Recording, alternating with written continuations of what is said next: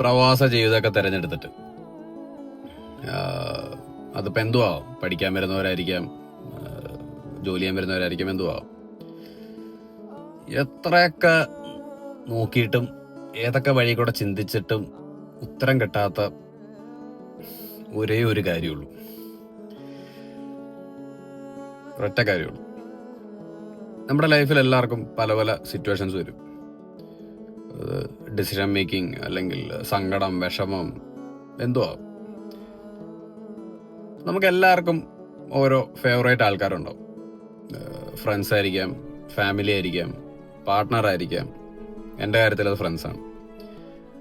അപ്പം നമ്മൾ നാട്ടിലായിരിക്കുന്ന സമയത്ത് ഒന്നില്ലെങ്കിൽ നേരിട്ട് അവരെ കാണുക, അല്ലാന്നുണ്ടെങ്കിൽ ഫോൺ കോൾ ആണെങ്കിലും. ഇപ്പം ഫോൺ കോൾ ആണെന്നുണ്ടെങ്കിൽ നമ്മൾ ജസ്റ്റ് ഫോൺ വിളിക്കുക, ഹലോ എടാ ഇങ്ങനെയൊക്കെയാണ് കുറച്ച് കാര്യങ്ങൾ, ഇങ്ങനെ കുറച്ച് പ്രശ്നങ്ങളൊക്കെ ഉണ്ടെന്ന് പറയുമ്പോൾ എടാ അത് ധൈര്യമായിട്ടിരിക്കുക, അതൊന്നും വിഷയമുള്ള കാര്യമല്ല, നമുക്ക് വരുന്നിടത്ത് കാണാം എന്ന് പറയുമ്പം തന്നെ നമ്മുടെ പകുതി പ്രശ്നങ്ങൾ അവിടെ കഴിഞ്ഞു. ഒരു പോസിറ്റീവ് എനർജിയാണ്. പക്ഷെ ഇത് അബ്രോഡൊക്കെ വരുമ്പോൾ, ഇങ്ങനെയൊക്കെ നമ്മൾ ജീവിക്കുമ്പോൾ, ഇങ്ങനത്തെ സിറ്റുവേഷൻസ് ഒക്കെ വരുമ്പോൾ, ഇവിടെ കിടന്ന് ഇനിയിപ്പോൾ കരഞ്ഞാലും എത്രയൊക്കെ സങ്കടം വന്നാലും ഇവന്മാര് കിടന്ന് ഉറങ്ങുമായിരിക്കും, നെറ്റ് ഓഫ് ആയിരിക്കും, നമുക്കൊന്നും ചെയ്യാൻ പറ്റില്ല. അപ്പം നമുക്ക് അങ്ങോട്ട് പൊളിയും.